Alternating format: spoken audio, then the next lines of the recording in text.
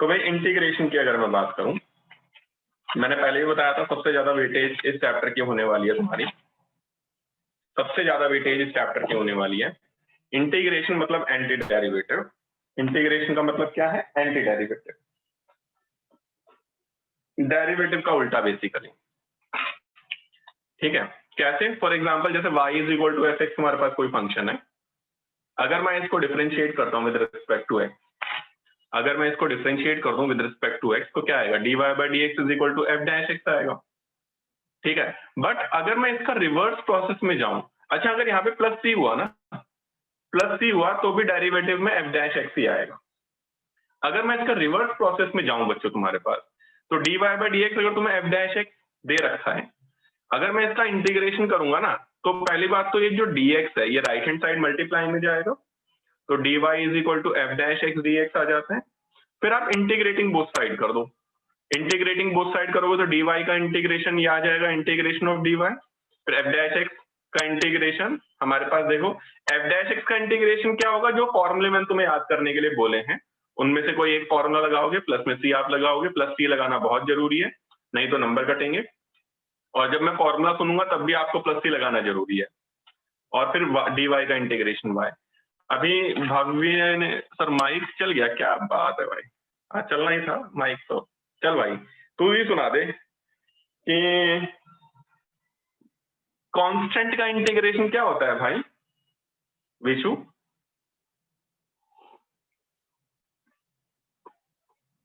क्या हुआ, फिर से माइक बंद हो गया? विशु भाई कांस्टेंट का इंटीग्रेशन क्या होता है? Yes sir. अरे भाई कांग्रेचुलेशन, मैं बता रहा हूँ। क्या? एक्स प्लस सी। भाई कांस्टेंट सी कहाँ गया? सी बाहर नहीं जाएगा, सी बाहर, वन का इंटीग्रेशन है।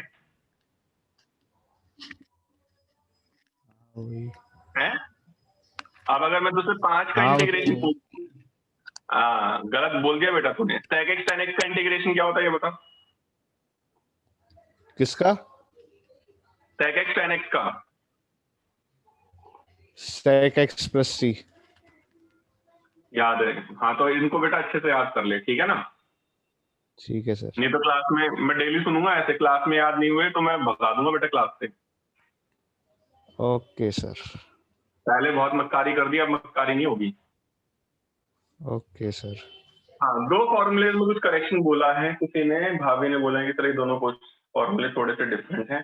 देख लेते हैं जरा भाई क्या फॉर्मूले में तुम डिफरेंस बोल रहे हो। 1 by X square minus A square, 1 by X square minus A square log, अच्छा ऊपर माइनस है, यस ऊपर माइनस है, तो ये हो जाएगा 1 by 2a log x minus A upon X plus A plus C. सही कह रहे थे बेटा भाभी।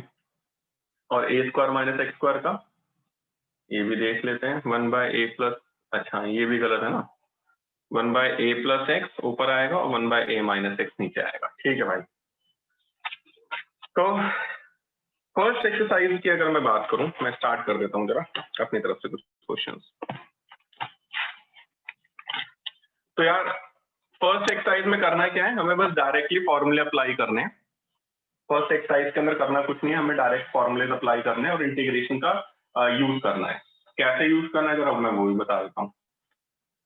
जैसे भी आपके पास क्वेश्चन आ जाता है 7.1 के अंदर, वो बोलेगा भाई आपको इंटीग्रेट करना है, तो इंटीग्रेशन में जैसे फर्स्ट एक्सरसाइज हमारे पास है, क्वेश्चन नंबर 11 आपके पास है, i is equal to integration X cube plus 5x square minus 4 upon X की पावर 2 dx। तो आप बेटा ऐसे नहीं कर सकते कि न्यूमरेटर का अलग इंटीग्रेशन करोगे, डिनोमिनेटर का अलग इंटीग्रेशन करोगे। पहले आप क्या करोगे, पूरे को डिवाइड करोगे। डिवाइड कैसे करोगे? X cube upon x square that is x plus 5x square upon 5 that is 5x square upon x square that is 5, फिर माइनस 4 अपॉन एक्स स्क्वायर। पहले तो आपने हर एक को सेपरेट कर दिया। Now integration is possible. अब इंटीग्रेशन अब आप कर सकते हो, क्या आएगा? x का इंटीग्रेशन होगा एक्स स्क्वायर बाई 2, 5 कांस्टेंट, जैसा मैंने अभी पूछा बेटा विशु उससे 5 कांस्टेंट, तो 5 कांस्टेंट बाहर, 1 का इंटीग्रेशन x आएगा तो it will be 5x minus 4 बाहर, 1/x² का इंटीग्रेशन होता है -1/x प्लस c। आपको फॉर्मूले याद होने चाहिए, आप डायरेक्टली इंटीग्रेशन अप्लाई कर सकते हो, बस छोटी छोटी टेक्निक्स को आपको ध्यान रखना है, ठीक है। वो छोटी छोटी टेक्निक मैं आपको समय समय पे बताता रहूंगा। तो आई होप ये वाली चीज समझ में आ गई होगी। अब जैसे क्वेश्चन हमारे पास है, क्वेश्चन नंबर 19 है। 19 हमारे पास है i is equal to integration sec² upon cos² dx। तो sec² अपॉन cos² हमें ऐसा नहीं करना है कि न्यूमरेटर को अलग से इंटीग्रेट कर दूंगा, डिनोमिनेटर को अलग से इंटीग्रेट कर दूंगा। जैसे sec² का इंटीग्रेशन क्या होता है, tan x होता है, cos² का इंटीग्रेशन क्या होता है, माइनस cot x होता है। तो बच्चे ऊपर tan x लिख देंगे, नीचे माइनस cot x लिख देंगे प्लस c। ऐसे नहीं होगा बेटा। पहले मैं आप ये नहीं कर सकते, ध्यान ये देने वाली बात है कि integration fx divided by gx अगर हुआ तो you can not right like this, integration of fx dx divided by integration of gx dx। आप इस फंक्शन को आप ऐसे नहीं लिख सकते। तो हम कैसे करेंगे ऐसे इंटीग्रेशन को बेटा? हम साइन कॉस में पहले कंप्लीट को कन्वर्ट करेंगे। कैसे? sec² क्या होता है, 1/cos² होता है, और cos² क्या होता है, 1/sin² होता है। अब कन्वर्ट कर लो इसको, इट विल बिकम sin² ऊपर, cos² नीचे, तो it will become tan² dx। अब tan² को बेटा हम कैसे लिख सकते हैं? tan² को हम लिख सकते हैं, tan² का भी डायरेक्टली इंटीग्रेशन नहीं पता, बट tan² का नहीं पता, बट हमें sec² -1 का sec² का पता है। तो tan² को कैसे कन्वर्ट कर सकते हैं हम? sec² -1 के अंदर, जैसा हमने 10th क्लास में फॉर्मूला देखा था। नाउ tan² का इंटीग्रेशन हमें पता है, दैट इज sec² का इंटीग्रेशन पता है, दैट इज tan x -1 का इंटीग्रेशन x प्लस c। तो इस तरीके से हम कुछ डायरेक्ट इंटीग्रेशन करेंगे। बच्चों फर्स्ट एक्सरसाइज हमारी पूरी यही है जिसमें हमें डायरेक्ट इंटीग्रेशन को यूज करना है। फर्स्ट एक्सरसाइज कंप्लीट हमारी यही है जिसमें हमें डायरेक्ट इंटीग्रेशन को यूज करना है। तो इसके बाद में दिस इज डायरेक्ट इंटीग्रेशन, जिसमें हमें फॉर्मूलेज डायरेक्टली यूज करने थे। बहुत सारी चीजें ऐसी हैं जो तुम्हें फर्स्ट टाइम समझ में नहीं आई थी, बट सेकंड टाइम मैं गारंटी दे रहा हूं आपको ये वाला चैप्टर बहुत अच्छे से समझ में आएगा। बस मुझे एक ही चीज तुम लोगों से चाहिए कि तुम्हें फॉर्मूले याद होने चाहिए थे। सेकंड टाइम में तुम्हें इंटीग्रेशन बहुत अच्छे से समझ में आने वाला है, बट फॉर्मूले तुम्हें याद चाहिए और कुछ नहीं। बच्चों फर्स्ट एक्सरसाइज तो हमारी ऐसी थी, सेकंड एक्सरसाइज क्या है? सेकंड एक्सरसाइज कहता है integration by substitution. Integration by substitution का मतलब क्या है? बच्चों तुम्हारे पास ना कुछ डिफरेंट टाइप के क्वेश्चंस दिए जाएंगे, है ना? तो मैं पहले इसके डिफरेंट टाइप्स भी आपको बता देता हूँ। इंटीग्रेशन बाय सब्स्टिट्यूशन के पहले डिफरेंट टाइप्स देख लेते हैं, फिर इन शॉर्ट करना कैसे है वो मैं आपको बताऊंगा डायरेक्टली। Just a minute.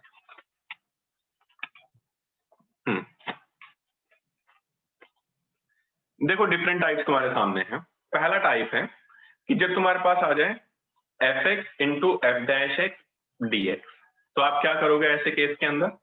आप fx को t मानोगे, fx को आपने t माना, बाहर उसका जब आप इसको डिफरेंशिएट करोगे, दोनों तरफ आप डिफरेंशिएट करो, तो f' is equal to dt by dx। यहां से अब आप dx की वैल्यू निकालिए या फिर dt की वैल्यू निकाल लीजिए, dx डिवाइड में रखें मल्टीप्लाई, तो f' dx is equal to dt। That means f' dx की जगह तो आपने dt पुट कर दिया और ये fx की जगह आपने t पुट करा था। अब इसको इंटीग्रेट कर दीजिए। t का इंटीग्रेशन क्या होता है? t² डिवाइड बाई 2 प्लस में c। फिर जब आप t की वैल्यू एंडिंग में आप पुट करोगे इंटीग्रेशन करने के बाद, t की वैल्यू क्या थी? fx, इसका whole square divided by 2 plus c। तो एक तो डायरेक्ट आपके पास ये था कि आपने fx और f' जब आपके पास साथ साथ दिया जाए तो आप fx को t मानोगे। ठीक है, एक टाइप है कि जब f(x) नीचे होगा f'(x) ऊपर होगा तो नीचे वाली फंक्शन को टी मानोगे, एज इट इज चलेगा जैसे पीछे चला था, नीचे वाली फंक्शन को आप टी मानोगे, ठीक है ना। मतलब f(x) को टी माना तो f'(x) dx is equal to dt आ जाएगा, जो न्यूमरेटर में f'(x) dx इसकी वैल्यू dt आ गई, तो dt डिवाइड में t आ गया, तो 1/t का इंटीग्रेशन log t होता है, फिर t की वैल्यू आपने पुटअप कर दी। इस पे बेस मैंने क्वेश्चन करवाया, देख लेना, मैं भेज दूंगा पीडीएफ दोबारा से। तीसरा टाइप है जब फंक्शन के अंदर दूसरा फंक्शन होता है, तो और अंदर वाली फंक्शन का डेरिवेटिव आपको बाहर दिया जाए, तो आप अंदर वाली फंक्शन को टी मानोगे, बाहर जो रखा उसका derivative f'(x) dx is equal to dt है ना, ये तुम्हारे पास आ गया, तो f'(x) dx की जगह आपने dt पुट कर दिया, फिर g है ही, fx की जगह आपने t पुट कर दिया, तो फंक्शन gt बन जाएगा। इस वाले फंक्शन gt का इंटीग्रेशन जो तुमने फॉर्मूला याद करा होगा उनमें से कोई एक होगा, तो मैं मान लेता हूं वो आगे तुम्हारे पास g capital G t plus में c, फिर t की वैल्यू पुट अप कर दो। ये तो तुम्हारे पास डिफरेंट टाइप के आ सकते हैं, हो सकता है पावर में आपके पास आ जाए, है ना, हो सकता है कि आपके पास पावर की जगह लॉग के अंदर एंगल में आ जाए, किसी भी तरीके से आ सकता है।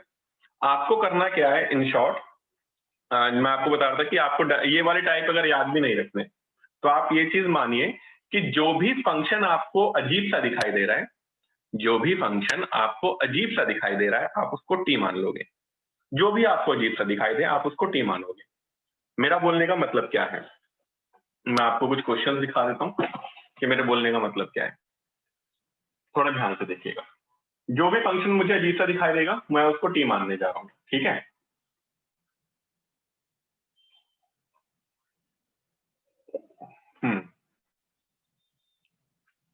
जैसे 7.2 में क्वेश्चन नंबर 12 की मैं बात करूं, क्वेश्चन नंबर 12 ये कह रहा है आपको इंटीग्रेशन निकालना है I, that is equal to X cube, थोड़ा ध्यान से देखिएगा, एक्स क्यूब माइनस 1 इस पूरे की पावर 1/3 इंटू एक्स की पावर 5 dx। यार देखो मेरे सामने ना दो फंक्शन है, एक ये फंक्शन है, एक ये फंक्शन है, दोनों में से ज्यादा कॉम्प्लेक्स या अजीब सा कौन दिख रहा है, ये वाला पार्ट दिख रहा है। पावर के साथ नहीं, बिना पावर के अंदर वाली टर्म को हम t मान लेंगे, लेट करेंगे X cube minus 1 that is equal to T. अब डिफरेंशिएट कर दो इस वाली फंक्शन को, देखो क्या आएगा, 3x² that is equal to dt by dx। यहां से dx की वैल्यू निकाल दीजिए, देखो क्या आएगा, dt अपॉन में 3x²। अब पूरा क्वेश्चन देखो कैसे कन्वर्ट हो गया, पूरा क्वेश्चन कन्वर्ट हो गया, i is equal to X cube minus 1 को आपने t बोला है, तो t का पावर 1/3, x की पावर 5 कहीं पे कुछ नहीं था तो हम इसको अभी x की पावर 5 ही रखेंगे, dx की जगह मेरे पास आ गया dt अपॉन 3x² इंटीग्रेशन। अभी ध्यान रखना बच्चों, इंटीग्रेशन तब तक नहीं कर सकते आप जब तक कि पूरा x वाली फंक्शन एलिमिनेट ना हो जाए। यहाँ पे भी x वाली फंक्शन बच रही है, तो पहले x वाली फंक्शन को एलिमिनेट करने की कोशिश करेंगे हम। अब एलिमिनेट दो तरीके से हो सकता है, एक तरीका पहले जो x से x कट रहा है उसको काट दो, कितना आ रहा है 1/3, तो कांस्टेंट है बाहर भेज देता हूं, यह आ गया एक्स क्यूब dt। अभी भी x बच रहा है भाई, x क्यूब बच रहा है, तो अब यहाँ पे काटने वाला भी कुछ नहीं बच रहा है, तो अब आप देखिए कि आपने कहां पर किसको लेट करा हुआ है, एक्स क्यूब माइनस 1 को आपने t लेट करा हुआ है, तो यहां से एक्स क्यूब की value you can find that is t plus 1, तो एक्स क्यूब की वैल्यू यहां पर t प्लस 1 आप पुटअप कर दीजिए, तो t की पावर 1/3 एक्स क्यूब आ जाएगा आपके पास t प्लस 1 dt, अंदर मल्टीप्लाई कर दीजिए दैट इज 1/3, इसको इससे मल्टीप्लाई करिए